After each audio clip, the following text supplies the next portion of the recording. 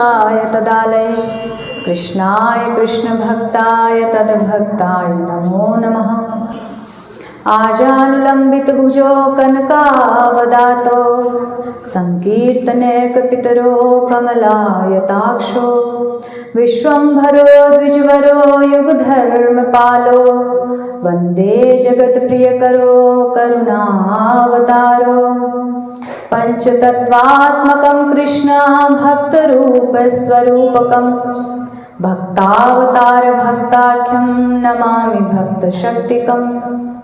आराध्यो भगवान् ब्रजेश तनयः तद्धाम वृन्दावनं रम्यः काचिदुपासना व्रजवधूवर्गेण या कल्पिता। श्रीमद्भागवतं प्रमाणममलं प्रेमः कुमर्थो महान् श्रीचैतन्य महाप्रभोर्मतम् इदं तत्र नादरो परः। बोलो श्री गौर राधा कृष्ण भगवान की जगत गुरु शिला प्रभुपाद की। बोलो गौर निताय पंचतत्व भगवान की। करुणा वरुणालय श्री चैतन्य महाप्रभु की। श्री नित्यानंद प्रभु की। पूरी दिव्य गुरु परंपरा की। श्री गुरु महाराज की। उपस्थित सभी भक्त वृंद की। हरे कृष्णा। आज के कार्यक्रम में सत्संग में आप सभी भक्तों का, माताओं का, सबका स्वागत है। आज हमने सोचा था कि श्रीमद् नित्यानंद प्रभु के विषय में थोड़ा उनका गुणगान करें। अभी पीछे उनका आविर्भाव दिवस गया, तो जो चैतन्य महाप्रभु हैं ये प्रच्छन्न अवतार है, ढका हुआ स्वरूप है। इसको हर कोई नहीं समझ सकता है। भगवान कृष्ण और राम को तो सब समझते हैं, लेकिन चैतन्य को समझने के लिए बहुत विरले हैं। इसीलिए आज उनकी कथा में भी उनके जो अभिन्न स्वरूप नित्यानंद प्रभु सुनने वाले भी जितने आए हैं बड़े सौभाग्यशाली हैं। हरि बोल। सबसे आपका सबका धन्यवाद आने के लिए। तो श्रीमद् नित्यानंद प्रभु के विषय में पहले हम जानते हैं कि नित्यानंद प्रभु कौन हैं। पहले आप में से कोई बताइए कि नित्यानंद प्रभु कौन है। हाथ खड़ा करेंगे, मंदिर के नहीं, जो बाहर के हैं। जैसा भी जितना समझ। हाँ जी बताइए। बलराम जी के अवतार हैं। बिल्कुल ठीक प्रभु जी ने कहा। एक बार इनके लिए ताली बजाइए। हालांकि प्रभु जी भी हमारे बहुत पुराने भक्त हैं, बहुत समय से कथा श्रवण करते हैं। कृष्ण और बलराम, राम और लक्ष्मण, ये हमने नाम सुना ही है। लेकिन चैतन्य और नित्यानंद भी हैं, तो ये किसी किसी को पता होता है। जो द्वापर में कृष्ण बने वही कलयुग में चैतन्य महाप्रभु बन के आए और श्री राधा रानी का भाव लेके। और जो बलराम जी हैं वही नित्यानंद के रूप में आए। तो जो नित्यानंद भगवान हैं, बलराम जी हैं, जो लक्ष्मण जी हैं, भगवान का प्रथम विस्तार जो सर्व कारण कारण भगवान श्री कृष्ण हैं, उनके आगे जो पहला विस्तार होता है वो बलराम जी का है। फिर आगे अन्य सब विस्तार निकलते हैं, लेकिन पहले जो है प्रमुख बलराम जी हैं। कहीं भी भगवान की लीला हो, किसी भी अवतार में, किसी भी लोक में, बिना बलराम जी के भगवान की कोई लीला संपादित नहीं होती है। स्वयं तो बलराम जी उनके बड़े भाई के रूप में है ही, लेकिन और अन्य 5 अपने रूपों में वो भगवान की सेवा करते हैं। जब भगवान इस सृष्टि का विस्तार करते हैं तो वही बलराम जी 3 पुरुषावतार ग्रहण करते हैं। पहला कारणोदकशायी विष्णु, जिन्हें महाविष्णु भी कहते हैं, वो भी बलराम जी के अवतार हैं। दूसरा गर्भोदकशायी विष्णु, जो इस ब्रह्मांड के जो 14 लोगों का एक ब्रह्मांड होता है, उसके भीतर जो गर्भोदक सागर में भगवान विश्राम करते हैं, गर्भोदकशायी विष्णु, जिनके नाभि कमल से ब्रह्मा जी उत्पन्न होते हैं। तीसरा जो क्षीरोदकशायी विष्णु हैं, जो हम सभी के भीतर विराजमान हैं। हमने सुना होगा ना, कहते हैं हृदय में बैठे हैं परमात्मा, हम आम कहावत में कहते हैं। तो वो परमात्मा कौन से हैं हमें पता नहीं है। तो वो परमात्मा है क्षीरोदकशायी विष्णु, जो हमारे हृदय में बैठे हैं। और जब ये 3 ये रूप हो गए, और चौथा क्या है, महासंकर्षण का रूप। और उसके बाद भी इन सारे रूपों में भगवान की सेवा करते हैं, लीला में भी हैं भगवान के साथ, जब भगवान सृष्टि का विस्तार कर रहे हैं तो उसमें भी हैं, और भगवान इधर हृदय में भी हम सबके बैठे हैं। उसके बाद जो भगवान की कोई भी सेवा बच जाती है तो बलराम जी को सेवा से इतना प्रेम है कि किसी सेवा में वो स्वयं हाजिर हो जाते हैं। तो जो पांचवा उनका रूप आता है अनंत शेष। शेष अर्थात जो बचा हुआ, कहते हैं ना शेष, बचा हुए को कहते हैं। तो जितनी भी भगवान की समस्त सेवा करते हैं उसके बाद जो बच जाती सेवा वो भी बलराम जी स्वयं करते हैं। तो शेष के रूप में बलराम जी भगवान की शैया बन जाते हैं। तो भगवान जिस पर शयन करते हैं वो शेष शैया स्वयं बलराम जी हैं। भगवान के जो चरण पादुका है वो स्वयं बलराम जी हैं। भगवान का जो अंग वस्त्र है, आभूषण है, वो बलराम जी हैं। और जो भगवान के सेवा में उपयुक्त होने वाले जितनी भी वस्तुएं हैं, ये करताल है, मृदंग है, ये हारमोनियम है, जो भी वस्तु भगवत सेवा में वो स्वयं बलराम जी हैं। तो धाम में हर जगह बिना बलराम जी के कोई सेवा संपूर्ण नहीं होती है। तो एक बार शिला प्रभुपाद को किसी ने प्रश्न किया कि कृष्ण और बलराम में कितना अंतर है। प्रभुपाद जी ने बोला एक काले हैं और एक गोरे हैं, बस रंग का ही अंतर है और कोई अंतर नहीं, वो दोनों भगवान ही हैं, एक प्राण दो देह हैं। तो वही बलराम जी हर अवतार में भगवान के साथ आते हैं। भगवान सेव्य भगवान हैं और बलराम जी सेवक भगवान हैं। ऐसा नहीं कि वो सेवा करते हैं तो वो छोटे हो गए हैं, भगवान वो भी हैं लेकिन वो सेवक भगवान हैं। हर अवतार में भगवान के साथ आते हैं। जब लक्ष्मण रूप में आए तो छोटे भाई बन के आए थे, बलराम जी के रूप में बड़े भाई, नित्यानंद रूप में थे तो बड़े भाई, लेकिन इनके साथ व्यवहार वो एक समान की तरह करते थे। चैतन्य महाप्रभु और नित्यानंद जैसे कि गौर निताई सुना होगा, एक साथ जैसे दो मित्र रहते ऐसे रहते थे। तो नित्यानंद प्रभु इसके साथ ही साथ गुरु तत्व भी हैं। जो पंच तत्व हैं, आप इधर देख रहे होंगे फोटो में पंच तत्व हैं, तो इनको आपने विचार किया कभी पंच तत्व क्यों बोलते हैं? पंचलोक, पंचदेव ऐसा भी बोल सकते थे। तो आप बताना चाहेंगे कोई कि पांचों कौन कौन से तत्व हैं? किसी को पता हो तो हाथ खड़ा करके बता सकते हैं जी। गौरांग महाप्रभु राधा कृष्ण तत्व हैं और अद्वैताचार्य महाविष्णु के हैं, विष्णु तत्व, शक्ति तत्व, भक्त तत्व। विष्णु तत्व में सारे अवतार आ जाते हैं, भगवान की कैटेगरी के सब। तो कोई नहीं, जो चैतन्य महाप्रभु हैं और जो नित्यानंद प्रभु हैं और जो अद्वैताचार्य हैं, ये तीनों विष्णु तत्व हैं। गदाधर पंडित वो शक्ति तत्व हैं, वो राधा रानी के अवतार हैं। और जो भक्त तत्व हैं इसमें एक जीव तत्व यानी कि वो श्रीवास पंडित हैं, वो नारद जी के अवतार हैं।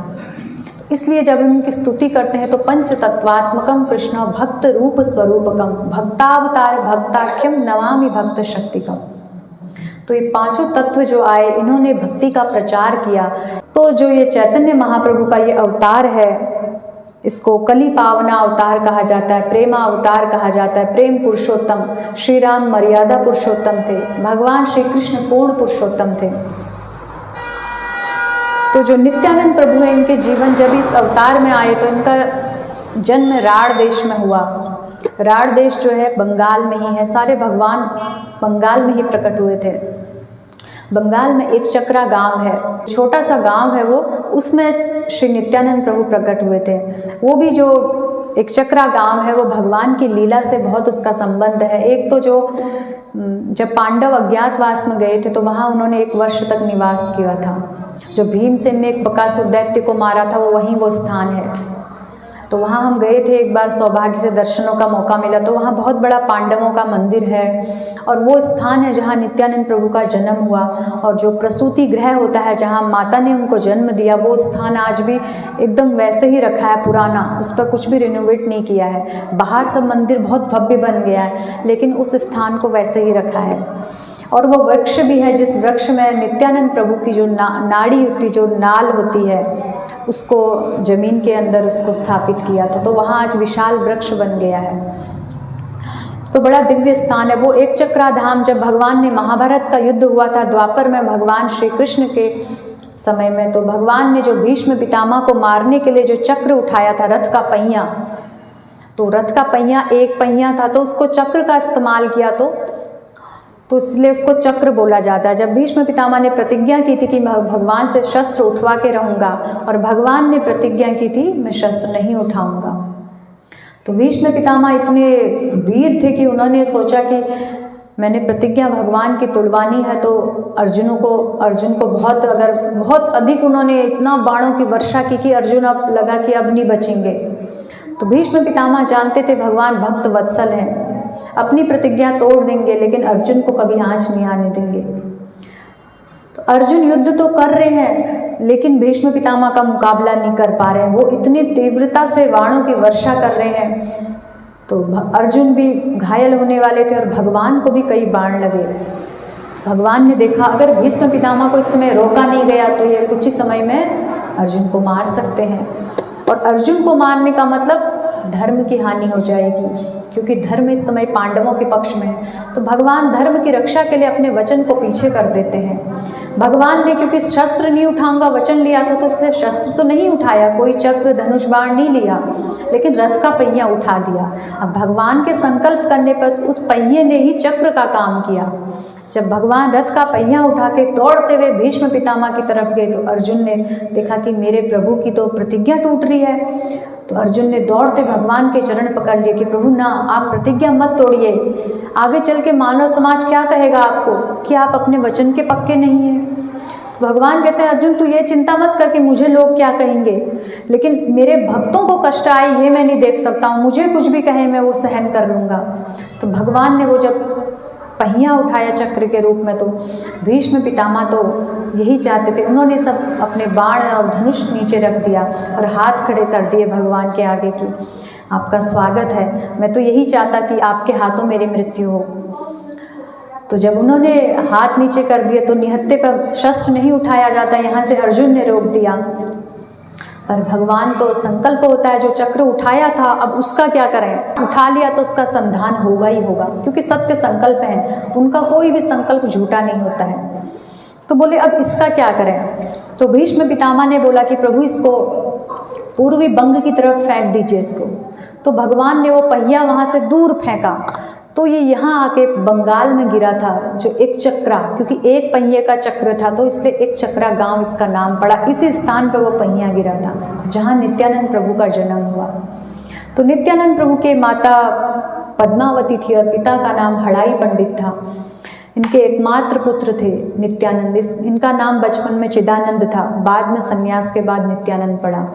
तो बचपन में इनकी बहुत सारी बड़ी मधुर लीलाएं थी और माता पिता के एकमात्र संतान थे। जैसे भगवान कृष्ण को ब्रज के गोप ग्वाल सब प्रेम करते थे, ऐसे ही नित्यानंद को सभी राढ़ देश के एक चक्रा गांव के निवासी सभी बहुत प्रेम करते थे। तो एक बार क्या हुआ, नित्यानंद प्रभु अपने सभी बच्चों के साथ बोले आज हम रामलीला करेंगे। तो किसी को बना दिया, किसी को मेघनाद बना दिया, किसी को हनुमान बना दिया, किसी को अंगद बना दिया और खुद लक्ष्मण बन गए। बोले ऐसे ऐसे आप मारना, ऐसे लकड़ी का तीर मारना और मुझे शक्ति लगेगी, मैं गिर जाऊंगा, तुम हनुमान संजीवनी लेने चले जाना। सब थीम तैयार की, लेकिन बच्चे बच्चे ही होते हैं।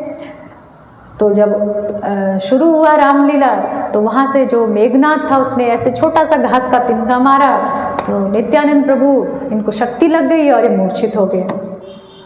अब सबके लिए तो वो खेल था, फिर बाकी बच्चे भूल गए कि हनुमान को संजीवनी लेने भी जाना था।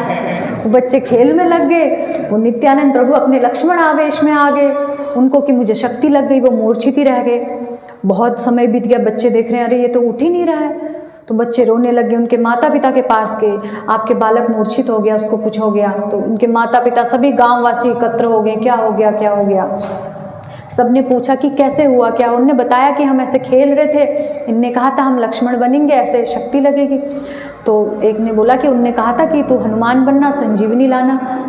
तो लोगों ने क्या होता है जब कुछ मुसीबत आती तो सब अपने अपने दिमाग लगाते हैं, कोई कुछ कर रहा है, कोई दवाई दे रहा है, कुछ। किसी ने कहा भाई तुम संजीवनी लाए कि नहीं लाए, एक ने वो भी बोल दिया। उन्होंने कहा नहीं। तो बोला जो हनुमान है जा तू। वो गया पास से घास लेके आया, उसको ऐसे किया, मुंह में डाला तो लक्ष्मण उठ गए, बलराम जी उठ गए। तो भी सबने कहा तूने क्या किया। जब उठे सब पूछ रहे माता पिता, कहते मुझे तो शक्ति लगी थी। मैंने कहा तुम्हें किसने बताई ये लीला। ये रामायण किसने सुनाई, हमने तो बताई नहीं थी, तुम्हें लीला कहाँ से पता लगी? कहते मेरी तो लीला है, मैं ही तो लक्ष्मण था, मुझे बताने की क्या जरूरत थी। तो ऐसी लीलाएं करते थे, हमेशा इनको आवेश आ जाता था लक्ष्मण का। तो जब 12 वर्ष की अवस्था तक माता पिता के पास रहे, जब 13वें साल में प्रवेश ही किया था, तो इनके घर में एक लक्ष्मीपति तीर्थ नाम के साधु आए जो महान सन्यासी थे। घर में इन्होंने आतिथ्य स्वीकार किया। तो इनके माता पिता भक्त थे, तो उन्होंने जब उनको अतिथि के रूप में प्रसाद ग्रहण करवाया तो ब्राह्मण को कुछ दक्षिणा दी जाती जब भी घर में आए। तो उनने पूछा आप जो दक्षिणा कहेंगे आपको देंगे। तो उन लक्ष्मीपति तीर्थ जी ने दक्षिणा के स्वरूप में नित्यानंद प्रभु को ही मांग लिया। बोले आपका जो पुत्र है ये चिदानंद हमें दे दीजिए, हम अकेले साधु विचरण करते हैं सभी तीर्थों में, हमें एक सेवक की आवश्यकता है। आपका पुत्र इतना हमें प्रिय लगा कि हम इसकी ओर इतने आकर्षित हो गए, अगर ये हमें मिल जाए तो हमें और कुछ नहीं चाहिए। तो क्योंकि वो वचन दे चुके थे, तो इसलिए माता पद्मावती और हड़ाई पंडित ने बड़े कठोर हृदय के साथ, मतलब अपने हृदय को बड़ी मुश्किल से संतुलित करके अपना पुत्र दिया, एक साधु की सेवा में अपना पुत्र दे दिया। तो बहुत वर्षों तक, 20 वर्षों तक नित्यानंद प्रभु ने सभी तीर्थ स्थलों में भ्रमण किया लक्ष्मीपति तीर्थ के साथ। फिर संन्यास ले लिया था नित्यानंद प्रभु ने, तो फिर सन्यासी बन गए थे। फिर इन्हें जब ये फिर नित्यानंद प्रभु सब तीर्थ स्थलों में घूमते हुए वृंदावन चले गए। वृंदावन में जो परिक्रमा मार्ग में श्रृंगार वट देखा होगा, नित्यानंद बैठक वहाँ लिखा होता है, अभी तो स्थान एक छोटा सा है वो। तो नित्यानंद प्रभु वहीं आके विराजमान हुए थे कि उनको अपने द्वापर की बलराम जी का आवेश आ गया कि वापस कृष्ण से मिलना है। तो कृष्ण कहाँ मिलेगा? वृंदावन मिलेगा। तो वहाँ श्रृंगार वट में रह के बलराम जी रहे थे नित्यानंद प्रभु। तो जब नित्यानंद प्रभु वहाँ रहे, उनको एक दिन आकाशवाणी गई कि तुम कृष्ण को यहाँ ढूंढ रहे हो, कृष्ण तो वहाँ नवदीप में पैदा हो चुके हैं, वहाँ उनकी लीलाएं शुरू हो गई हैं, वो अब निमाई के रूप में, चैतन्य के रूप में लीला कर रहे हैं। तो नित्यानंद प्रभु यहाँ से गए फिर नवदीप, फिर जाके महाप्रभु से मिलन हुआ, बहुत सारी लीलाएं हैं। उसके बाद आज हम जो विशिष्ट लीला जगाई मधाई उद्धार लीला पे हम चलते हैं, क्योंकि अगर क्रम से बताएंगे फिर एक लीला को ठीक से उस पर हम उसका गुणगान नहीं कर पाते। तो जब चैतन्य महाप्रभु नित्यानंद प्रभु पंच तत्व आदि भक्तजनों के साथ हरिनाम संकीर्तन करते थे, नित्य प्रति सड़क पर निकल के नगर संकीर्तन ये महाप्रभु ने शुरू किया है, ताकि सभी जीव जंतु और पशु पक्षी पेड़ पौधे सभी इस नाम को सुने। इंसान तो सुनेंगे, लेकिन जो जीव हैं वो भी सुने तो उनका कल्याण होगा। इसलिए नगर नगर भ्रमण करते थे और हरिनाम संकीर्तन करते थे।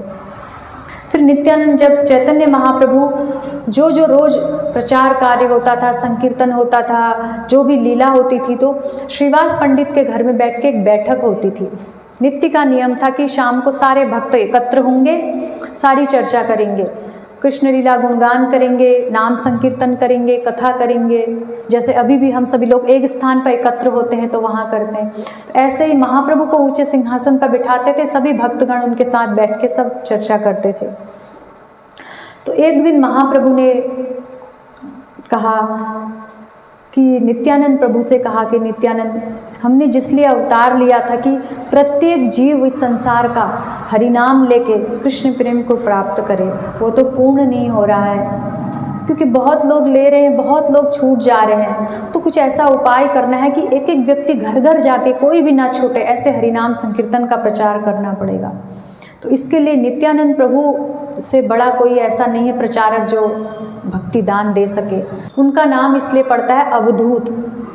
नित्यानंद प्रभु को अवधूत कहा जाता है। अवधूत का मतलब होता है कि एकदम मस्त पागल टाइप का होता है, उसको शरीर की सुध नहीं होती है। नित्यानंद प्रभु हमेशा कृष्ण प्रेम में मत रहते थे, इसलिए उनको एक तरह से उन्मत्त, पागल या अवधूत शब्द भी इस्तेमाल किए जाते हैं उनके लिए।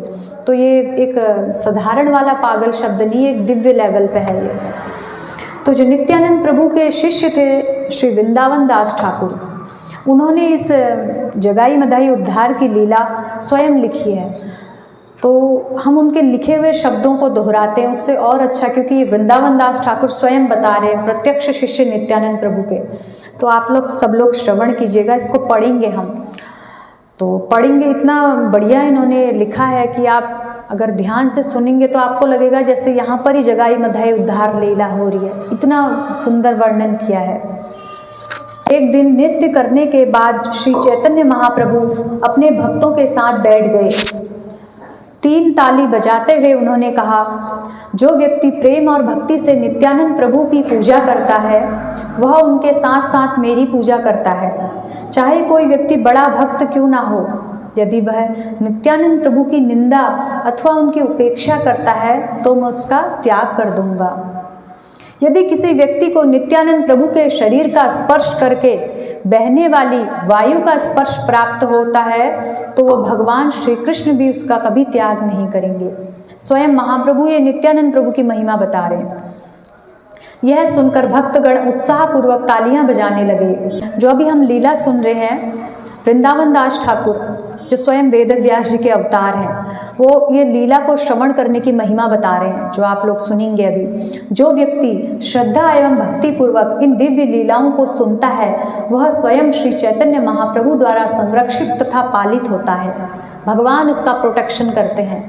तो इसलिए ध्यान पूर्वक सुनिएगा। मन को थोड़ी देर, आधे 1 घंटे के लिए उसके सारे दरवाजे बंद कर दीजिए। बोले आज नित्यानंद प्रभु के चरणों में मन को कि आज यहीं बैठ जा। एक दिन महाप्रभु ने कहा, मेरे प्रिय नित्यानंद और हरिदास, मेरी इच्छा है कि तुम दोनों घर घर द्वार द्वार जाकर लोगों को मेरी शिक्षाएं दो। उनसे यह भिक्षा मांगो, श्री कृष्ण के नामों का कीर्तन करो, श्री कृष्ण की पूजा करो और उनकी भक्ति करो। उनसे बस इतना ही कहो, उनके मुख से कृष्ण का नाम उच्चारित हो। दिन भर जो कुछ हुआ संध्या समय मुझे उसका वृत्तांत कहो। जो तुम्हारी विनती स्वीकार नहीं करेगा मैं स्वयं अपना सुदर्शन चक्र लेकर उसके टुकड़े टुकड़े कर दूंगा। महाप्रभु कह रहे हैं। महाप्रभु 2 जो मुख्य प्रचारक हैं, नित्यानंद प्रभु और हरिदास ठाकुर को ये जिम्मेदारी दे रहे हैं। हरिदास ठाकुर आप जानते होंगे, जो 3 लाख नाम जप करते थे, जिन्हें नामाचार्य की उपाधि मिली है, जिन्होंने हरिनाम जपने के लिए एक बार यवनों ने, मलेच्छों ने, मुसलमानों ने उनको 22 बाजारों में कोड़े मारे कि आप हरिनाम नहीं लेंगे, अल्लाह का नाम लेंगे। तो उन्होंने कहा, मेरे शरीर का तुम खंड खंड कर दो लेकिन मैं हरिनाम नहीं छोड़ूंगा। इतने नामनिष्ठ हैं। तो वही हरिदास ठाकुर और नित्यानंद प्रभु को ये जिम्मेदारी भगवान दे रहे हैं। भक्तों को महाप्रभु का यह प्रस्ताव अजीब लगा। वे दबी हंसी हंसने लगे। और भी भक्त बैठे थे, उनको कुछ अच्छा नहीं लगा, परंतु किसी ने महाप्रभु का विरोध करने का विचार नहीं किया। नित्यानंद प्रभु और हरिदास ठाकुर ने ससम्मान इन निर्देशों को स्वीकार किया और आनंद में भरे वहां से निकल पड़े, क्योंकि दोनों तो भक्त हैं। शुद्ध भक्त तो हमेशा आनंद में रहते हैं। भक्त का स्वभाव है, कभी चिंता नहीं करता है। जो आज्ञा दे दी चल पड़ो भगवान के भरोसे पर। भगवान श्री कृष्ण के पावन नामों का कीर्तन करते, उनकी पूजा करें और एक मन से कृष्ण भक्ति का अनुसंधान करें। वैरागियों की वेशभूषा में वे दोनों जब गृहस्थों के घर जाते तो कुछ लोग उन्हें भोजन के लिए आमंत्रित करते, परंतु वे दोनों प्रचारक यही कहते, हमें आपसे केवल एक भिक्षा चाहिए, कृपया श्री कृष्ण के नामों का कीर्तन और उनका भजन करो। पुण्यवान लोग तो उन दोनों से प्रभावित होकर श्रद्धापूर्वक इन निर्देशों को सुनते और प्रसन्नतापूर्वक उत्तर देते, हाँ हम अवश्य कीर्तन करेंगे, जैसा आपने कहा हम करेंगे। जो पुण्यवान है वो ऐसा रिप्लाई देते। जबकि कुछ अन्य लोग ताने कसते, लगता है किसी की बुरी सलाह से तुम दोनों का दिमाग फिर गया है। कुछ लोग दुष्ट ऐसा भी बोल रहे हैं, कुसंग में तुम दोनों पागल बन गए हो, यहाँ से चले जाओ। क्यों तुम हमें भी पागल बनाने के लिए आए हो? जरा देखो, निमाई पंडित के कारण अच्छे भले लोग भी पागल बने घूम रहे हैं। लोग कहते हैं ना हरे कृष्णा वाले पागल हो गए, ये हमें ही नहीं कहते थे, नित्यानंद प्रभु को भी कह रहे हैं। किस निमाई पंडित के उसमें जाल में आके सब अच्छे भले लोग पागल हो गए। जिन लोगों को श्री चैतन्य महाप्रभु का नित्य देखने के लिए श्रीवास पंडित के घर में प्रवेश की अनुमति नहीं मिली, वे इन दोनों प्रचारक पर क्रोधित हो गए। जैसा कि हमने कल बताया था कि श्रीवास पंडित के वहाँ कीर्तन होता था तो उसमें दरवाज़ा बंद कर देते थे। जैसे नगर संकीर्तन हो रहा है उसको सब सुन सकते हैं, लेकिन जो उस आंगन में कीर्तन होता था उसमें मुख्य सेलेक्टेड भक्त आते थे जो शुद्ध भक्त हैं, क्योंकि उस समय सब नृत्य करते थे, आनंद से अश्रु बहा रहे हैं, तो सब एक स्तर के भक्त थे। अगर कोई अभक्त आ जाए तो महाप्रभु के भाव में विक्षेप होता था। तो महाप्रभु ने कहा था कि आप द्वार बंद कर दिया करो। एक बार श्रीवास पंडित की सास खुद उसके अंदर बैठी थी, सास घर में आई थी, तो अब सास को कैसे निकालते बाहर? तो महाप्रभु को उस दिन कीर्तन में आनंद ना आए, बार बार बोले श्रीवास आज अच्छा नहीं लग रहा है। फिर देखा, श्रीवास ने देखा कि ये तो मेरी सास छुप के बैठी, उन्होंने भगाया बाहर, निकल जा बाहर, अपनी सास को भी बाहर कर दिया था। फिर द्वार बंद करके महाप्रभु ने फिर नृत्य कीर्तन शुरू किया। जिन लोगों को चैतन्य महाप्रभु का कीर्तन देखने को नहीं मिला वे क्रोधित हो रहे थे। उनमें से कुछ कहते इन्हें पीटो, चिल्लाने लगे, और कुछ अटकलें लगाते हुए कहते कहीं ये दोनों डाकुओं के गुप्तचर तो नहीं हैं, साधुओं के वेश में दोनों हमारी धन संपत्ति की जानकारी लेने आए हैं। यदि फिर से दिखाई दें तो इन्हें पकड़कर हम काजी के हवाले कर देंगे। लोगों की ऐसी टीका टिप्पणी सुनकर नित्यानंद और हरिदास ठाकुर मन ही मन हंसने लगते। उनकी बातों से ना तो वे दुखी होते और ना वो हतोत्साहित होते। वे नियमित रूप से अपना प्रचार कार्य करते रहे। एक दिन नित्यानंद प्रभु और हरिदास ठाकुर को दो शराबी मिले। उन दोनों भाइयों का शरीर विशाल था। दोनों अव्वल दर्जे के विलासी और अपराधी दिख रहे थे। उन दोनों के पापकारियों की कथाएं अंतहीन थी। वस्तुतः ऐसा कोई पाप नहीं था जो इन दोनों शराबियों ने ना किया हो। ब्राह्मण परिवार में जन्म लेने पर भी वे मदिरा पान करते थे, गौमांस खाते थे, लोगों को लूटते थे, दूसरों के घर जला देते थे। जैसे तैसे वे अभी तक सरकार के दंड से बचे हुए थे। दिन भर वे दुष्कृत्यों में ही व्यस्त रहते थे। दोनों शराबी सड़कों पर लौट रहे थे। जब उनमें से एक शराबी अपने मित्र को बेसुध देखता तो उसे मुक्के से पीटने लगता। शराबी होश नहीं, वैसे वो दोनों भाई थे, जगाई और मधाई, लेकिन नशे में पता नहीं कभी दोनों एक दूसरे के गले मिलते थे, कभी एक दूसरे को पीटते थे। वे जहाँ भी जाते तमाशा देखने के लिए लोगों की भीड़ जुट जाती, लेकिन भय के कारण वे सब दूर खड़े रहते। उसी समय नित्यानंद प्रभु और हरिदास ठाकुर वहाँ आ पहुँचे। दोनों शराबी एक क्षण के लिए प्रेम पूर्वक एक दूसरे का आलिंगन करते हुए अगले ही क्षण अत्यधिक गंदी भाषा और अभद्र शब्दों का प्रयोग करते हुए एक दूसरे के बाल नोचने लगे। ये दूर खड़े नित्यानंद और हरिदास देख रहे हैं कि 1 मिनट में पहले आलिंगन किया, फिर बाल नोच रहे दोनों के। इसमें संदेह नहीं कि नशा व्यक्ति के जीवन और चरित्र को नष्ट कर सकता है। यद्यपि इन दोनों शराबियों ने हर प्रकार के पाप कर्म किए थे, परंतु इन्होंने अभी तक किसी वैष्णव के प्रति अपराध नहीं किया था। क्यों नहीं किया था? कोई इतना पापी और वैष्णव के प्रति अपराध क्यों नहीं कर रहा है? क्या कारण होगा?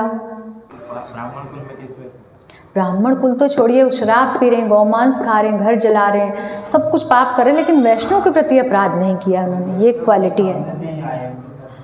हाँ जी, वो इतने पाप कार्यों में व्यस्त थे, उन्हें कभी वैष्णवों का संग ही नहीं मिला। वैष्णव अपराध तब होगा जब हम वैष्णव की संगति में रहेंगे। उन्हें संगति नहीं मिली तो अपराध भी नहीं हुआ। तो यहाँ पर देखिए, कई बार देखा जाता है कि अत्यंत पुण्यवान लोग भी वैष्णवों की निंदा करते हैं। वैष्णव की निंदा करने वाला व्यक्ति शराबी से भी अत्यधिक निंदनीय है, चाहे वह सन्यासी ही क्यों ना हो। एक बार शराबी व्यक्ति का उद्धार हो सकता है, परंतु वैष्णव निंदक के उद्धार की कोई संभावना नहीं है। कितना खतरनाक है वैष्णव निंदा, मतलब इतना सावधान रहना चाहिए। जबकि देखने में ये छोटा सा लगता है, मुंह से किसी वैष्णव के लिए हमने बुरा कह दिया तो कुछ फर्क नहीं पड़ेगा, और वहीं हम थोड़ा सा कुछ अभद्र कोई चीज़, गलत चीज़ खा ली, हमने मीट खा लिया तो हम कहेंगे अरे बाप रे, वो पाप पड़ा, वो दिखेगा। लेकिन वैष्णव अपराध दिखता नहीं है और हमारी भक्ति की जड़ों को काट देता है। तो यहाँ से ये बात ध्यान रखनी है, सीखने की बात है। चाहे हम कैसे भी हों, वैष्णवों के समाज में रह रहे हैं तो कहीं हमसे अपराध ना हो, बहुत सावधान रहें। वैष्णवों के प्रति हमेशा एक सम्मान का भाव रखें कि ये हमसे ऊंचे हैं, हम छोटे हैं, क्योंकि अन्य पापों का भगवान निस्तार कर देंगे, वैष्णव अपराधी का कभी नहीं होगा। नित्यानंद प्रभु ने भीड़ में खड़े एक व्यक्ति से पूछा, ये दोनों कौन हैं और इस प्रकार व्यवहार क्यों कर रहे हैं? उस व्यक्ति ने उत्तर दिया, गोसाई, ये दोनों भाई उच्च कुल ब्राह्मण में जन्मे हैं और इनके माता पिता अत्यंत सद्गुणी एवं उदार हैं, परंतु इन दोनों ने अपने परिवार को कलंकित कर दिया। जीवन के आरंभ से ही इन्होंने पाप के अतिरिक्त अन्य कुछ नहीं किया। फलस्वरूप इनके परिवार तथा समाज ने इनका त्याग कर दिया है और ये अन्य शराबियों की संगति में रहते हैं। सब लोग इनसे भयभीत रहते हैं, कहीं इनके दुर्व्यवहार के अगले शिकार ना हो जाए। नदिया का प्रत्येक व्यक्ति जानता है कि ये दोनों कुछ भी कर सकते हैं, इतना डरते थे लोग उनसे। इन दोनों की काली करतूतें सुनकर नित्यानंद प्रभु का हृदय करुणा से भर उठा और उन दोनों को उस घृणित जीवन से उबारने का विचार करने लगे। उन्होंने सोचा श्री चैतन्य महाप्रभु सर्वाधिक पतित जीवों का उद्धार करने के लिए अवतरित हुए हैं। इन दोनों से अधिक पतित भला और कौन हो सकता है। देखिए कितना भगवान का, हमें कोई पतित दिखता है तो हम सोचते नहीं, हम अच्छे लोग ढूंढते हैं कि अच्छा मिले हम उससे प्रचार करेंगे। लेकिन नित्यानंद प्रभु ने जैसे इनको देखा तो उन्हें लगा इससे पतित कहाँ मिलेगा, पहले इनका उद्धार जरूरी है। अच्छे का तो हर कोई करेगा, क्योंकि जो चैतन्य महाप्रभु का अवतार हुआ है, पतित पावन हेतु तब अवतारो मौसम पतित प्रभु नाहि पाई बेयारो, कि आपका पतितों के उद्धार के लिए अवतार हुआ है तो मेरे समान पतित और कोई मिलेगा नहीं। इन दोनों से अधिक पतित भला कौन हो सकता है। महाप्रभु गुप्त रूप से प्रकट हुए हैं। उनके वास्तविक स्वरूप को न पहचानने के कारण सामान्य लोग उनका तिरस्कार करते हैं। यदि मेरे प्रभु इन पर कृपा करके इनका उद्धार करेंगे तो सब लोग उनकी भगवत्ता को जान जाएंगे। नित्यानंद प्रभु सोच रहे हैं, यदि मैं इन दोनों को कृष्ण भक्ति के मार्ग पर प्रेरित करने में सफल हो पाया, तभी मैं स्वयं को श्री चैतन्य का दास और नित्यानंद कहलाने का अधिकारी होऊंगा। कितनी बड़ी बात नित्यानंद भगवान ने सोची कि यदि इनका उद्धार कर पाया तो मैं दास कहलाऊंगा। श्री नित्यानंद प्रभु की महिमा और कृपा अगाध है। उन्होंने महापतितों के उद्धार हेतु अवतार लिया है। नित्यानंद ने हरिदास से कहा, तुम्हें कोड़ों से पीटने वाले मुसलमान को तुमने क्षमा कर दिया था। अब यदि तुम इन दो पापियों का अपना दया दृष्टि से उद्धार करो तो तभी कुछ होगा। तुम इन दोनों के लिए महाप्रभु से याचना करो, क्योंकि उन्होंने एक बार वचन दिया था कि वे तुम्हारी विनती को कभी नहीं ठुकराएंगे। नित्यानंद भगवान हरिदास ठाकुर को याद दिला रहे हैं, क्योंकि हरिदास ठाकुर ने भी पूर्व में जब उनको यवनों ने बहुत पीटा था तो क्षमा कर दिया था उनको। तो उनसे प्रसन्न होकर चैतन्य महाप्रभु ने कहा था, हरिदास तुम जो कुछ कहोगे कभी मैं तुम्हारी बात नहीं टालूंगा। तो नित्यानंद प्रभु आज उनको कह रहे हैं कि तुम्हें तो वचन दिया था ना महाप्रभु ने, अब उनसे आप बोलो कि इनका उद्धार करें। हरिदास ने उत्तर दिया, हे प्रभु आपकी इच्छा ही महाप्रभु की इच्छा है, इसमें कोई संशय नहीं। मैं उनसे याचना करूं ऐसा कहकर आप क्यों मेरे साथ छल कर रहे हो। कदाचित मेरी निम्न पात्रता को दिखाने के लिए तुम यह सब कर रहे हो। वो अपनी दैन्यता व्यक्त कर रहे हैं हरिदास ठाकुर। मंद हंसते हुए नित्यानंद प्रभु ने हरिदास का आलिंगन किया और कहा, महाप्रभु का जो संदेश हम घर घर द्वार द्वार देने के लिए आए हैं, चलो इन दोनों को वह संदेश सुनाए। हमारा कार्य तो प्रत्येक व्यक्ति से हरिनाम संकीर्तन का निवेदन करने का है, वे उसे स्वीकार करें अथवा ना करें, महाप्रभु की इच्छा। इस प्रकार विचार करके नित्यानंद और हरिदास उन दोनों शराबियों के पास आए। भीड़ में खड़े कुछ सज्जन लोगों ने इन दोनों प्रचारकों को रोकने का प्रयास किया और कहा, अरे भाइयों इनके निकट मत जाओ, इन दोनों के भय से हम सदैव दूर रहते हैं। तुम कैसे इनके निकट जाने का साहस कर रहे हो। ये दोनों भाई ब्राह्मण तथा गायों के हत्यारे हैं, भला तुम्हारी शिक्षाएं इनकी बुद्धि में कैसे प्रवेश करेंगी। लोग रोक रहे हैं उनको, परंतु नित्यानंद और हरिदास हरे कृष्ण का कीर्तन करते हुए पूरे आत्मविश्वास के साथ आगे बढ़ते रहे। उनके पास पहुंचकर उन्होंने कहा, भाइयों कृष्ण का नाम लो, उनका भजन करो, वे ही समस्त प्राणियों के परम पिता हैं। उन्होंने तुम्हारे लिए ही अवतार लिया है, इसलिए अपने पाप कार्यों को त्याग कर उनकी शरण लो। यह सुनकर उन दोनों शराबियों ने अपनी गर्दन ऊपर उठाई और अपनी रक्त रंजित आंखों से उनकी ओर देखने लगे। क्रोधित होकर चिल्लाते हुए अचानक उठे और नित्यानंद एवं हरिदास को पकड़ने के लिए उनके पीछे दौड़ने लगे। नित्यानंद एवं हरिदास को भी सिर पर पैर रखकर दौड़ना पड़ा, जबकि भीड़ में खड़े लोग कहने लगे, हमने तुम्हें पहले ही सावधान किया था, परंतु हमारी सलाह पर ध्यान न देने से अब तुम्हारे प्राणों में संकट आ गया है।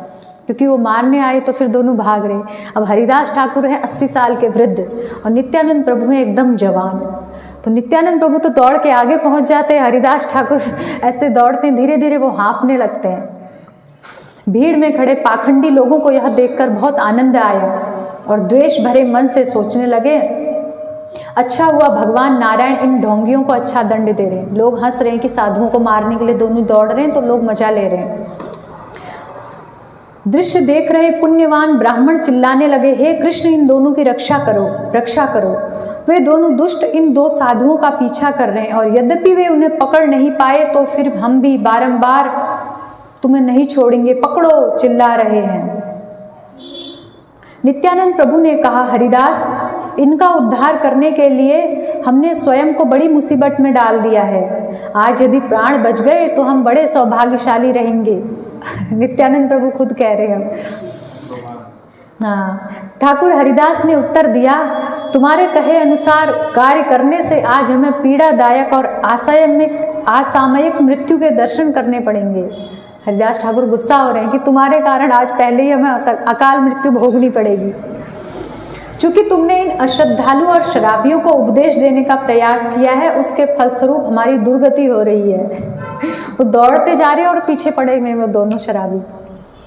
इस प्रकार दौड़ते दौड़ते बातें करते हुए नित्यानंद और हरिदास हंस रहे हैं, जबकि दोनों बदमाश गाली गलौज करते हुए उनके पीछे आ रहे हैं। मोटे और नशे में धुत होने के कारण दोनों शराबी अत्यंत कठिनाई से दौड़ते हुए चिल्ला रहे हैं। मोटे हैं तो दौड़ने में थोड़ी दिक्कत हो रही है, वो लोग तेजी से दौड़ ले रहे हैं। तुम्हें क्या लगता है तुम बच पाओगे? तुम नहीं जानते इस क्षेत्र के जगाई मधाई का राज चलता है, ये भी बोल रहे हैं साथ साथ। जितना तेज हो सका नित्यानंद और हरिदास दौड़ने लगे। हे कृष्ण, आज हमारी रक्षा करो, यही पुकारते जा रहे हैं। तब हरिदास ने कहा, कुछ वर्षों पूर्व भगवान कृष्ण ने मुझे उन मुसलमान अत्याचारियों के हाथों बचाया था, परंतु आज मेरे साथी के चंचल स्वभाव से और विचार पूर्वक निर्णय ना लेने के कारण मुझे अपने जीवन का अंत निकट दिख रहा है। हरिदास ठाकुर गुस्सा हो रहे नित्यानंद प्रभु पे। श्री नित्यानंद प्रभु ने उत्तर दिया, हरिदास, मेरे विषय में तुम्हारे विचार सही नहीं है। मेरा स्वभाव बिल्कुल चंचल नहीं है। यह तो तुम्हारे स्वामी की करतूत है। मैं ऐसा हो गया हूँ। यद्यपि वे ब्राह्मण हैं, परंतु एक राजा के समान आदेश देते हैं। मतलब ये आपस में बहसबाजी हो रही है, एक आनंद पूर्वक बहस हो रही है। तो वो नित्यानंद प्रभु को गुस्सा हो रहे। नित्यानंद प्रभु कह रहे, मुझे क्यों आदेश देते? तुम्हारे स्वामी यानी कि चैतन्य महाप्रभु वो आदेश देते। वो कोई राजा हैं जो ऐसे आदेश दे रहे हमें जाओ जैसे राजा हो यहाँ के। मैंने आज तक किसी को इस प्रकार की मांग करते हुए नहीं सुना है। उनके आदेश के बदले में हमें लोगों की खरी खोटी मिथ्या आरोप सुनने पड़ रहे हैं। यदि हम महाप्रभु के आदेश का पालन नहीं करेंगे तो निश्चित ही हमें दुख भोगने होंगे, और यदि आदेश का पालन करें तो ऐसे संकटों का सामना करना है। तुम इन सब के लिए मुझ पर आरोप क्यों लगा रहे हो? इसमें तुम्हारे स्वामी का भी दोष है, तुम्हें स्वीकार करना होगा। साथ साथ बोलते भी जा रहे हैं और दौड़ते भी जा रहे हैं। अब आप लोग देखिए, थोड़ा भावना कीजिए कि बूढ़े हरिदास और नित्यानंद दौड़ रहे हैं, हंस भी रहे हैं और एक दूसरे को आक्षेप भी कर रहे हैं। पीछे जगाई मधाई वो भी गाली करते हुए उनके पीछे दौड़ रहे हैं। कैसा दृश्य होगा। और सारा एक जो गांव है वो एक तरफ खड़े होकर देख रहे हैं। जो द्वेषी लोग हैं वो खुश हो रहे हैं, मजा आया पाखंडियों को, और जो पुण्यवान है भक्त वो कह रहे हैं, हे कृष्ण इनकी रक्षा करो। तो कैसा दृश्य है वो। इस प्रकार दौड़ते हुए दोनों बनावटी झगड़ा करते रहे। नशे में धुत होने के कारण और भारी शरीर के कारण जगाई मधाई अधिक दूर तक पीछा नहीं कर पाए। उन दोनों को अपने पीछे ना देखकर नित्यानंद और हरिदास ने प्रसन्नतापूर्वक एक दूसरे को आलिंगन किया। जैसी वो दिखे नहीं तो फिर बड़े खुश हुए। महाप्रभु को इसकी सूचना देने के लिए श्रीवास ठाकुर के घर की ओर चल दिए। वहां उन्होंने महाप्रभु को भक्तों को बैठकर कृष्ण भक्ति की चर्चा करते देखा। पूरी सभा को अपने दिन भर के अनुभव बताते हुए नित्यानंद और हरिदास ने कहा, आज हमारी भेंट 2 शराबियों से हुई।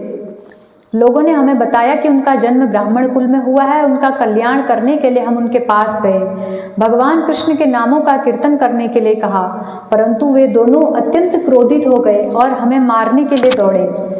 हमारे कोई पुण्य कर्म थे जो हम प्राण बचा के आ गए। चैतन्य महाप्रभु ने पूछा, वे दोनों कौन हैं? उनके नाम क्या हैं? ब्राह्मण कुल में जन्म लेने पर भी ऐसे दुष्कर्म क्यों कर रहे हैं? श्रीवास पंडित और गंगादास पंडित निकट बैठे थे। उत्तर देते हुए उन्होंने कहा, प्रभु, उनका नाम जगाई और मधाई है। उनके पिता एक पुण्यवान ब्राह्मण थे, परंतु कुसंग में पड़कर इन दोनों भाइयों का पतन हो गया है। ये दोनों लूटपाट और हिंसा करके अपना जीवन यापन करते हैं। उनका नाम सुनकर ही लोगों के मन दहल जाते हैं। ये दोनों कितने पतित हैं इसका वर्णन कदाचित संभव नहीं है। महाप्रभु ने कहा, यदि मैं इन दोनों को देखूंगा तो अपने चक्र से उन्हें काट डालूंगा। यह सुनकर नित्यानंद प्रभु ने कहा, महाप्रभु, आप जगाई मधाई पर इतने क्रोधित क्यों हो रहे हैं? यदि आप उन्हें मार देंगे तो मेरा कार्य अधूरा रह जाएगा। मैं एक बार पुनः उन्हें हरिनाम करने के लिए प्रेरित करूंगा। पुण्यवान लोग सहजता से हरिनाम लेने लगते हैं, परंतु ये दोनों पाप कार्यों में अत्यधिक आसक्त हैं। यदि आप इन्हें भक्ति पथ पर प्रेरित कर पाए तो आपका पतित पावन नाम सिद्ध होगा। हंसते हुए श्री विश्वंभर ने उत्तर दिया। विश्वंभर चैतन्य महाप्रभु का ही नाम है। तो हंसते हुए विश्वंभर यानी कि चैतन्य महाप्रभु ने उत्तर दिया, उनका उद्धार तो पहले ही हो चुका है। जिस व्यक्ति के प्रति तुम्हारे मन में इतनी चिंता है, भगवान श्री कृष्ण शीघ्र ही उसका उद्धार करेंगे, क्योंकि नित्यानंद प्रभु ने मन में संकल्प कर लिया कि इनका उद्धार हो। उल्लास से भरे भक्त चिल्लाने लगे, हरि हरि। जैसे कुछ होता है ना, जैसे कहा कि उद्धार हो गया तो भक्त खुश हो गए, जैसे हम हरि बोल करते हैं, तो वैसे ही भक्त कर रहे हैं हरि हरि। वे जानते थे कि अब दोनों पापियों का उद्धार केवल कुछ समय की ही बात रह गई है। हरिदास ठाकुर ने अद्वैताचार्य से कहा, वहीं पर अद्वैताचार्य सभी बैठे हैं, महाप्रभु ने मुझे अत्यंत चंचल व्यक्ति के साथ प्रचार के लिए भेजा है। यदि मैं एक दिशा में जाता हूँ तो ये दूसरी दिशा में चले जाते हैं। कई बार ये गंगा में छलांग लगाकर मगरमच्छ को पकड़ने का प्रयास करते हैं, क्योंकि नित्यानंद प्रभु हमेशा उन्मत्त रहते, एक बालक की भांति ही अवधूत हैं, तो मस्त रहते हैं, कुछ भी कर लेते हैं, ऐसा है। यदि मैं तट पर खड़ा चिल्ला चिल्ला कर इनसे लौट आने के लिए कहता हूँ, परंतु मेरी बातों पर कोई ध्यान नहीं देते और एक मृत व्यक्ति के समान लहरों पर बहते जाते हैं। यदि तट पर ये किसी लड़के को देखें तो उसका पीछा करने लगते हैं, और जब उसके लड़के के क्रोधित माता पिता हाथों में छड़ी लेकर आते हैं तो मैं उनसे याचना करके जैसे तैसे घर भेजता हूँ। अच्छा, किसी बच्चे को छेड़ देंगे, उसके माता पिता जब डंडा लेके आएंगे तो हरिदास ठाकुर बीच में हाथ जोड़ते हैं, बचाने के लिए आते हैं। ये दूध वालों से दही माखन चुराकर भाग जाते हैं और पकड़ा जाता हूँ मैं। वो वृद्ध हैं तो दौड़ नहीं पाते हैं, मैं तो केवल 2-4 बातें गिनवा रहा हूँ। वस्तुतः दिन भर ऐसे कार्य करते हैं जिससे किसी को समझ ही नहीं आता है। किसी युवती को देखने पर उनसे कहेंगे इसका मेरे से विवाह करो, और बैल पर बैठकर कहेंगे जोर से कि मैं महेश हूँ। तो जब बैल दिखेगा तो उनको शिवजी का आवेश कि मैं महेश हूँ, उसके ऊपर बैठ जाते हैं और महेश महेश चिल्लाते हैं। गाय दिखने पर उसका दूध निकाल कर पी जाते हैं। जब मैं इन्हें समझाने का प्रयास करता हूँ तो ये कहते हैं कि तुम्हारा अद्वैत मेरा क्या बिगाड़ सकता है, क्या वह चैतन्य मेरा कुछ बिगाड़ सकता है। मैंने अभी तक ये सब बातें महाप्रभु से नहीं कही, अद्वैताचार्य को बता रहे हैं हरिदास ठाकुर, पर आज परमेश्वर की कृपा से मेरे प्राण बच पाए हैं। ये दोनों शराबी नशे में धुत सड़क पर लेटे हुए थे और नित्यानंद प्रभु उनके पास जाकर उनसे प्रचार करने का प्रयास करने लगे। यह सुनकर अद्वैताचार्य मंद मंद मुस्कुराने लगे। उन्होंने कहा, अरे इसमें क्या गलत है? एक शराबी सदैव दूसरे शराबियों का संग करता है। नित्यानंद कृष्ण प्रेम के नशे में धुत है, तो इसलिए वो जगाई मदाई से जा मिले। वो कृष्ण प्रेम के शराबी हैं, वो एक भौतिक शराब का, मदिरा का नशा किया हुआ है। चूंकि तुम एक वैरागी हो, तुम्हारे मन में ऐसे लोगों के संग की इच्छा नहीं है, परंतु बस कुछ दिन प्रतीक्षा करो, मैं नित्यानंद प्रभु की अद्भुत कृपा को जानता हूँ। वे इन दोनों शराबियों सहित प्रत्येक व्यक्ति को दिव्य प्रेम प्रदान करेंगे। अद्वैताचार्य ऐसा दिखा रहे थे मानो श्री चैतन्य महाप्रभु और नित्यानंद प्रभु के प्रभाव पर संदेह करने के लिए वे हरिदास ठाकुर पर क्रोधित हों। अद्वैताचार्य के क्रोध को देखकर हरिदास हंसने लगे, परंतु मन ही मन वे जानते थे कि शीघ्र ही उन 2 शराबियों का उद्धार हो जाएगा। दैव योग से जगाई और मदाई गंगा के उसी तट पर आकर रहने लगे जहां चैतन्य महाप्रभु और अन्य वैष्णव अक्सर स्नान के लिए जाया करते थे। उन दोनों ने पूरे नवद्वीप में आतंक मचाया हुआ था। उन दोनों के भय से लोगों ने संध्या समय स्नान के लिए जाना बंद कर दिया, और यदि वे जाते भी तो समूह में जाया करते थे। जगाई और मदाई का पड़ाव महाप्रभु के घर के निकट ही था। इतना ही नहीं, वे दोनों रात भर जग कर कीर्तन की मधुर ध्वनि सुना करते थे। प्रसन्नता पूर्वक वे कीर्तन की धुन पर नृत्य करते, जिससे मदिरा पीने की उनकी भूख और प्रचंड हो जाती। मतलब कीर्तन की ध्वनि से, जैसे कोई शराबी हो, अब जब कीर्तन होता है नगर संकीर्तन, उसमें जोर जोर से ढोल नगाड़े बजते हैं तो शराब पिया व्यक्ति भी नाचता है। देखने में लगता है कि भक्त भी नाच रहा है, वो भी नाच रहा है, असल में वो शराब के नशे में नाच रहा होता है और भक्त भक्ति भाव से नाच रहा होता है। तो ऐसे ही ये जगाई मदाई भी नाचते थे, क्योंकि पास में ही उनका डेरा डल गया था और होते वो शराब पी के नशे में। भाव आ जाता होगा। बस वे कीर्तन सुनकर उछलते कूदते रहते। एक दिन संयोगवश महाप्रभु से भेंट होने पर उन्होंने कहा, पंडित, वास्तव में तुम बहुत सुंदर गाते हो। हम चाहते हैं तुम प्रति रात्रि मंगल चंडी के लिए भी गाओ। हम चंडी कीर्तन के लिए सारी सामग्री लाएंगे। जगाई मधाई ने महाप्रभु को कहा, गंगा तट पर जाते थे तो चंडी कीर्तन इसलिए कह रहे हैं कि बंगाल में क्या होता है, काली माता का कीर्तन होता है तो वहाँ शराब मांस ये सब खाते हैं, तो शराबी थे, उनको वही वाला कीर्तन पसंद आता है। उनको नहीं पता ये हरिनाम संकीर्तन है, वो वैसा वाला कीर्तन समझ के कह रहे हैं कि हम सामग्री लाएंगे, तुम लोग कीर्तन करो। उन्हें नशे में धुत देखकर महाप्रभु उनसे दूर ही रहे। एक दिन जब नित्यानंद प्रभु श्री चैतन्य महाप्रभु के घर से लौटकर नवदीप में भ्रमण करते हुए प्रचार कर रहे थे, उनकी भेंट जगाई मधाई से हुई। नित्यानंद को रोकते हुए उन्होंने पूछा, कौन हो तुम? दोबारा भेंट है आज। नित्यानंद प्रभु ने उत्तर दिया, मैं निमाई पंडित के घर जा रहा हूँ। नशे की अवस्था में उन्होंने कठोर शब्दों में पूछा, तुम्हारा नाम क्या है? नित्यानंद प्रभु ने कहा, मेरा नाम अवधूत है। एक छोटे बालक के भाव में नित्यानंद प्रभु इन दोनों दुराचारियों से बातें करते रहे। उन्होंने पहले ही इनके उद्धार का मन बना लिया था और आज जानबूझकर वे इस ओर आए थे। अवधूत ऐसा नाम सुनते ही मधाई ने मदिरा का एक टूटा हुआ मटका उठा लिया। मटके में शराब पी रहे थे। आज हरिदास ठाकुर साथ में नहीं, उस दिन क्योंकि हरिदास ठाकुर साथ में थे इसलिए नित्यानंद प्रभु भाग गए थे, लेकिन आज सामने आए क्योंकि अकेले हैं वो। क्रोधावेश में उसने पूरी शक्ति से नित्यानंद प्रभु के सिर पर प्रहार कर दिया। जैसे ही वो मटका नित्यानंद प्रभु के सिर पर लगा, रक्त की धार फूट पड़ी, परंतु नित्यानंद प्रभु श्री कृष्ण पर ध्यान करते रहे। नित्यानंद प्रभु के माथे से बहते रक्त को देखकर जगाई स्तब्ध रह गया। जैसे ही मधाई ने पुनः वार करने के लिए अपनी भुजा उठाई, जगाई ने उसे पकड़ते हुए कहा, मधाई, तुमने ऐसा क्यों किया? यह अवधूत सन्यासी है, इसने हमारा क्या बिगाड़ा है? भला इसे मारने से हमें क्या लाभ होगा? वहां खड़े कुछ लोग दौड़कर श्री चैतन्य महाप्रभु के पास आए और उन्हें आंखों देखा हाल सुनाया। महाप्रभु कुछ भक्तों के साथ तुरंत घटना स्थल पर दौड़े आए। नित्यानंद प्रभु अभी भी जगाई मधाई के पास खड़े मुस्कुरा रहे थे। उनका पूरा शरीर रक्त से सना था। नित्यानंद की यह दशा देखकर श्री चैतन्य महाप्रभु क्रोधित हो उठे और अपने सुदर्शन चक्र का आह्वान किया। देखते देखते जगाई मधाई के सम्मुख सुदर्शन प्रकट हो गया। सब भक्त भयभीत हो उठे। नित्यानंद प्रभु दौड़कर महाप्रभु के पास आए और याचना करने लगे कि प्रभु, नित्यानंद भगवान ने जैसे सुदर्शन चक्र देखा तुरंत महाप्रभु के चरण पकड़ लिए कि प्रभु रक्षा करो, रक्षा करो, आपको चक्र नहीं उठाना है, आपने किस लिए यह अवतार लिया था? नित्यानंद प्रभु ने तुरंत याद दिलाया, लेकिन महाप्रभु इतने आवेश में थे, रुक नहीं रहे थे। तो नित्यानंद प्रभु ने देखा इनको कैसे इनका क्रोध शांत करें, तो उनको ऐसी बात कही।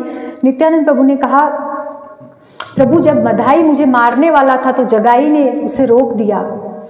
यद्यपि मेरा रक्त बह रहा है, मुझे कोई पीड़ा नहीं हो रही, कृपया इन्हें क्षमा कर दीजिए। जगाई के विषय में सुनकर श्री चैतन्य महाप्रभु प्रसन्न हो उठे और उसका आलिंगन कर दिया। चैतन्य महाप्रभु को इतना गुस्सा आया था, जैसे उन्होंने सोचा कि जगाई ने रोका तो महाप्रभु को इतना प्रेम कि मेरे प्राण नित्यानंद की रक्षा की जगाई ने, तो जगाई को गले से लगा लिया और तुरंत उसको कहते हैं स्पर्श करते ही कृष्ण प्रेम की प्राप्ति हो गई। और क्योंकि मधाई के प्रति गुस्सा था तो महाप्रभु को नित्यानंद प्रभु थोड़ा सा आवेश कम करने के लिए कह रहे थे। जगाई के विषय में सुनकर चैतन्य महाप्रभु प्रसन्न हो उठे और उसका आलिंगन कर दिया। महाप्रभु ने कहा, भगवान श्री कृष्ण सदैव तुम्हारे ऊपर कृपा करें।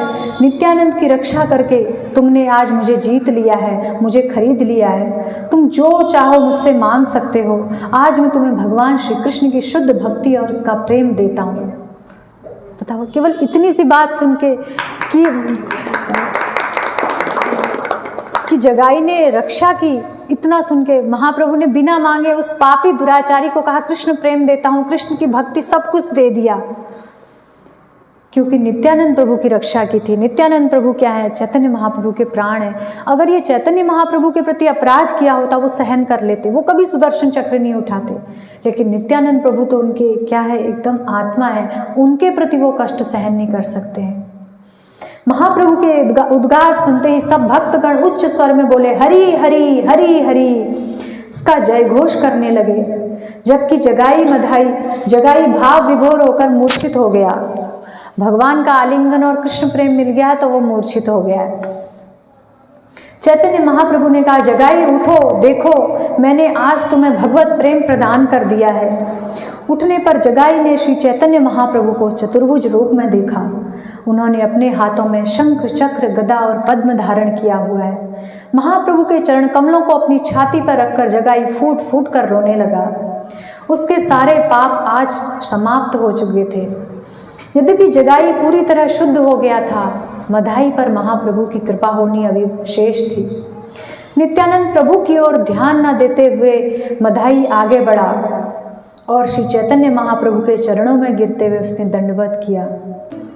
महाप्रभु के चरण कमलों को पकड़ते ही मधाई ने प्रार्थना की, हे प्रभु, हम दोनों भाई समान रूप से पापी थे।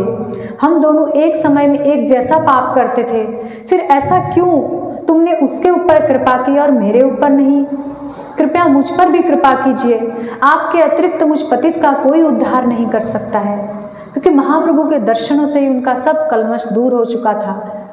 श्री विश्वंभर चैतन्य महाप्रभु ने उत्तर दिया, मैं तुम्हारा उद्धार नहीं कर सकता हूँ, क्योंकि तुमने नित्यानंद प्रभु को चोट पहुंचाई है। मधाई ने कहा, प्रभु आप यह किस प्रकार कर सकते हैं? आप अपने पतित पावन नाम के विरुद्ध कार्य कर रहे हैं। पूर्व अवतारों में आपने उन असुरों को भी मुक्ति प्रदान की थी जिन्होंने आपके शरीर को बाणों से वेध दिया था। यह सुनकर महाप्रभु ने कहा, तुम्हारा अपराध उन असुरों के अपराध से कई अधिक जघन्य है। तुमने मेरे सर्वप्रिय परिकर नित्यानंद प्रभु के ऊपर प्रहार किया है। मैं सत्य कहता हूँ, नित्यानंद प्रभु की देह मुझे स्वयं से भी अधिक प्रिय है। मधाई ने कहा, हे भगवान, आपने मुझे यह सत्य तो बता दिया, परंतु कृपया यह भी बताएं मेरे उद्धार का क्या मार्ग है। आप समस्त रोगों के परम चिकित्सक हैं, निश्चित ही मेरा उद्धार करने में सक्षम है। कृपया मेरे साथ ऐसा छल ना करें। श्री विश्वंभर ने कहा, तुमने घोर अपराध किया है, इसके लिए तुम्हें नित्यानंद प्रभु के चरण कमलों की शरण लेनी होगी। यह सुनते ही मधाई नित्यानंद प्रभु के चरण कमलों में गिर पड़ा। महाप्रभु ने कहा, नित्यानंद, मधाई ने तुम्हारे चरणों का आश्रय लिया है, कृपया उसे क्षमा कर दो। क्योंकि इसने तुम्हारे प्रति अपराध किया, इसलिए केवल तुम ही इसे क्षमा कर सकते हो। नित्यानंद प्रभु ने कहा, महाप्रभु, मैं भला क्या कहूँ? सृष्टि में सब कुछ आपकी कृपा पर निर्भर करता है। यदि मैंने भक्ति द्वारा कुछ भी पुण्य अर्जित किया है आज तक, तो उसके फल में मधाई को प्राप्त हो जाए। हे प्रभु, कृपया अपना छल त्याग कर मधाई पर अपनी कृपा बरसाइए। कितना बड़ा संकल्प लिया नित्यानंद प्रभु ने, यदि कुछ भी मैंने पुण्य किया है तो इस मधाई को मिल जाए। श्री महाप्रभु ने कहा, तुमने मधाई को क्षमा कर दिया तो अब उसका आलिंगन करो। महाप्रभु को देखते ही देखते नित्यानंद प्रभु ने मधाई का गाढ़ आलिंगन किया। तत्क्षण वो समस्त पापों से मुक्त हो गया और दिव्य शक्ति से आवेशित हो गया। पूर्णतः शुद्ध हुए जगाई मधाई श्री निताई गौरांग का गुणगान करने लगे।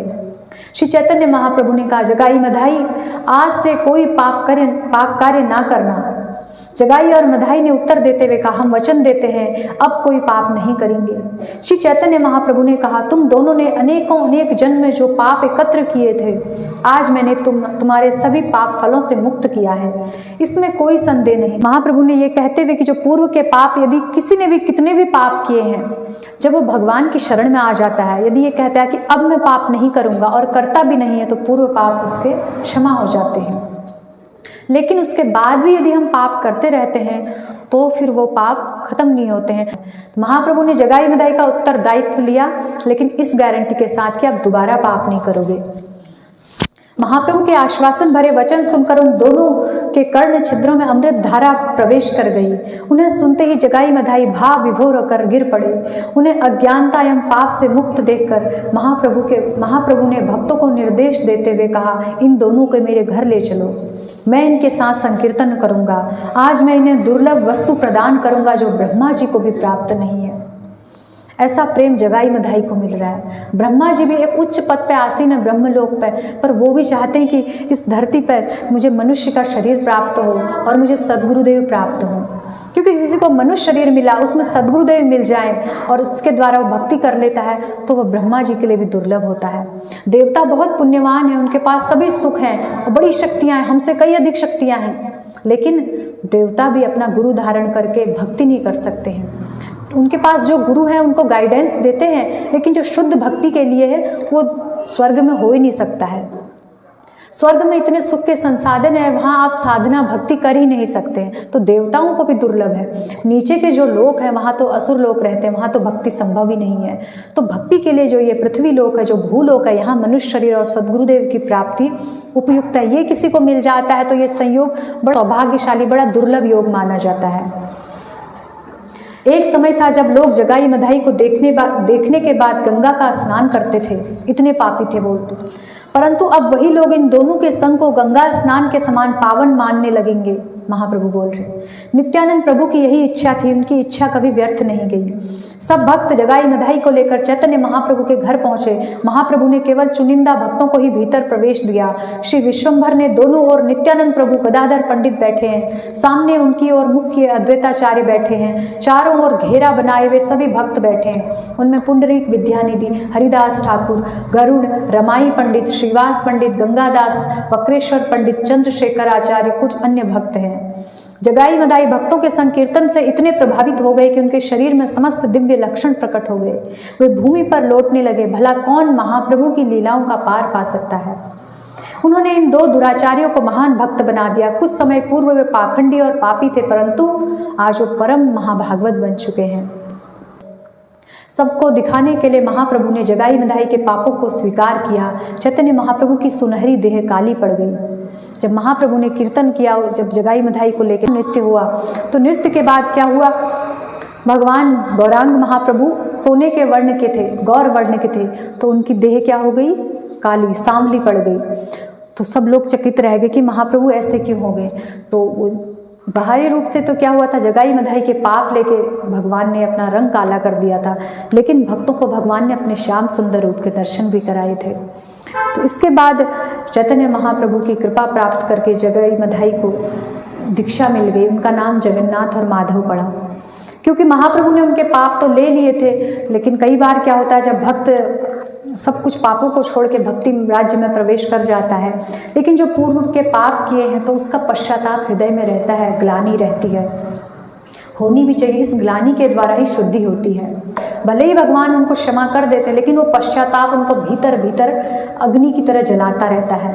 तो ऐसा ही जगाई मधाई के साथ हुआ।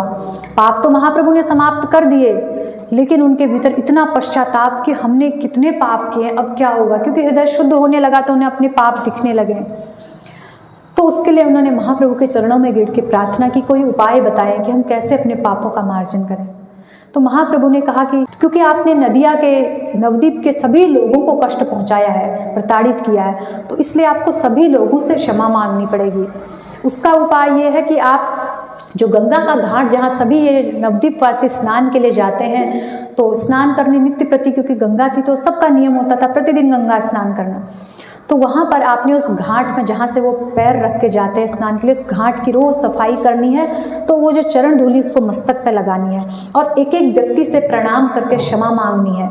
और क्योंकि कोई ना कोई व्यक्ति कभी ना कभी, मान लो किसी 10 साल पहले किसी के प्रति आपने अपराध किया था, तो वो कभी ना कभी तो स्नान करने आएगा। आप नित्य प्रति ये करेंगे तो प्रत्येक व्यक्ति के प्रति आपका अपराध जो है खत्म हो जाएगा।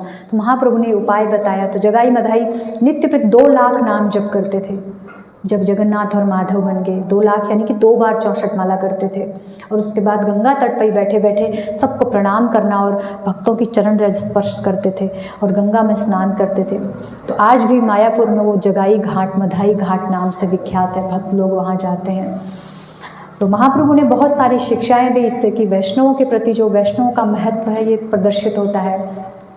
वैष्णव अपराध से बचना है, वैष्णव की चरण धूलि की इतनी महिमा है, वैष्णवों के कृपा की इतनी महिमा है कि भक्ति में हम तेजी से प्रगति कर सकते हैं। यदि किसी वैष्णव के प्रति हमसे अपराध हो जाता है तो उसका मार्जिन है कि उसके पास जाके आप क्षमा मांगें, उससे बार बार क्षमा मांगें। जैसा भी अपराध हुआ है, तो क्या होता है, वैष्णव दयालु होते हैं, वो क्षमा कर देते हैं। हाँ, ऐसा है कि कोई वैष्णव भी हैं, भक्ति कर रहे हैं, किसी का स्वभाव थोड़ा सा पूर्व संस्कारवश ऐसा स्वभाव है, आपको क्षमा नहीं कर रहे हैं, तो आपने फिर उनसे एक बार तो क्षमा मांगनी है, फिर ऐसे कार्य करने जिससे उनको प्रसन्नता हो। उनके पीठ पीछे ऐसे कार्य करने हैं कि जिससे उनको ऐसा लगे कि आप उनके फेवर में कार्य कर रहे हो, उनके लिए अच्छा कर जाओ। क्या होगा, उनके अंदर जो गुस्सा भी होगा आपके प्रति वो धीरे धीरे खत्म हो जाएगा। तो कई सारे रास्ते हैं, लेकिन वैष्णव अपराध का मार्जन करना बहुत जरूरी है। चाहे आप प्रत्यक्ष क्षमा मांगो, परोक्ष रूप से उन्हें प्रसन्न करो, और नहीं तो और फिर तीसरा ये होता है कि ये सब करने के साथ साथ आप प्रतिदिन भगवान के सामने उन वैष्णव का स्मरण करते हुए क्षमा मांगे कि मेरा उनके प्रति अपराध हो गया है। तो वैष्णव अपराध बहुत जघन्य है। पाप जो 4 पाप है वो तो हम छोड़ते हैं, लेकिन अपराध हम नहीं छोड़ते हैं। अपराध और खतरनाक है, जो भक्ति लता को जड़ से उखाड़ देते हैं। तो आज के इस नित्यानंद प्रभु की इस कृपा का स्मरण किया। कितने दयालु हैं नित्यानंद प्रभु, जिन्होंने अपना मस्तक फोड़ के, मस्तक से रक्त बह रहा है, फिर भी उनके लिए क्षमा मांग रहे हैं। तो ऐसा दयालु कोई नहीं है। चैतन्य महाप्रभु से भी अधिक दयालु है। नित्यानंद प्रभु तो उन्मत्त हैं, पागल हैं, किसी को भी प्रेम देते हैं, जगाई मदाई को देते हैं, तो हमें भी दे देंगे। इस आशा से उनकी कृपा की याचना करनी है। तो इन्हीं शब्दों के साथ आप सबका धन्यवाद। हरे कृष्णा। बोलो गौर निताई भगवान की, बोलो परम दयालु परम कृपालु श्री नित्यानंद प्रभु की, बोलो गौर परिकर की।